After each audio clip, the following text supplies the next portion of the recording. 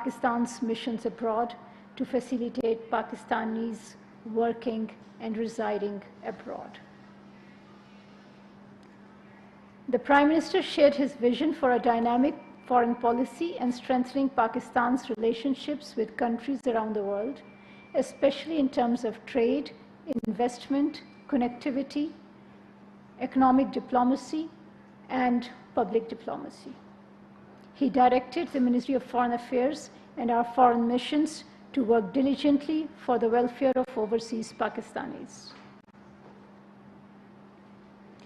The Minister for Hajj and Umrah of the Kingdom of Saudi Arabia visited Pakistan earlier this week. He was leading a high-level delegation that included members from Saudi Ministries of Foreign Affairs, Interior, Communication, Tourism, and the Civil Aviation Authority. The Minister called on President Dr. Arif Alvi, Prime Minister Anwarul Haq Kakar, and Governor Sindh Kamran Tisori, and held comprehensive talks with Minister for Religious Affairs and Interfaith Harmony Aneek Ahmed. The visit was an important opportunity for the two sides to discuss arrangements for Pakistani pilgrims for Umrah and the Hajj, increase in Hajj quota for Pakistanis, matters relating to Umrah visas, and the possible extension of the Road to Makkah project to major airports of Pakistan during the upcoming Hajj season.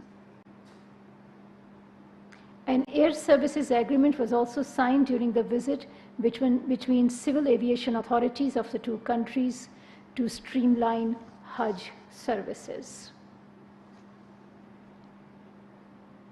A 60-year-old civilian, Mr. Ghyas, from Kotli district of Azad Jammu and Kashmir was killed as a result of unprovoked firing of Indian forces on 21 August 2023.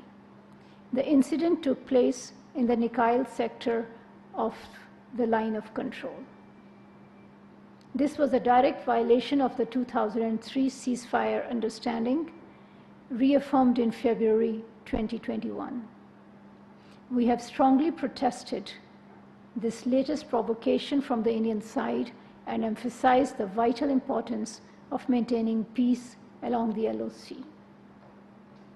Pakistan urges India to conduct an investigation into the incident and to honor the ceasefire understanding. The Indian forces must also exercise extreme caution and desist from targeting innocent civilians. The UN Special Procedures for Human Rights have again expressed serious concerns about the revocation of Jammu and Kashmir's special status by the Indian occupation forces and imposition of restrictions on freedom of expression, assembly, and association against civil society actors, human rights defenders, political figures, and journalists in IIOJK. These concerns were conveyed in a communication dated 8th of August by the UN Special Rapporteur on the promotion and protection of human rights and fundamental freedoms while countering terrorism, Working Group on Arbitrary Detention, Special Rapporteur on the promotion and protection of the rights of freedom of opinion and expression, Special Rapporteur on the rights to freedom of peaceful assembly and of association, Special Rapporteur on the situation of human rights defenders, and the Special Rapporteur on freedom of religion and belief. The special procedures have also highlighted that the framework of India's counter-terrorism laws is ripe for human rights abuse and potential violations of India's obligations under international human rights law, particularly the obligation to respect, protect, and fulfill the rights to equality and non-discrimination, the rights to freedom of expression and freedom of association, and the right to liberty and security of person. The UN Special Procedures have already issued multiple communications on individual allegations of human rights violations in IIOJK, including arbitrary detention, extrajudicial killings, and forced disappearances, torture, ill treatment, intimidation, and reprisals. The sudden closure of the Jammu and Kashmir Human Rights Commission, which rendered people in the region with little legal recourse, is in seeking redressal and accountability for violation of their human rights and fundamental freedoms.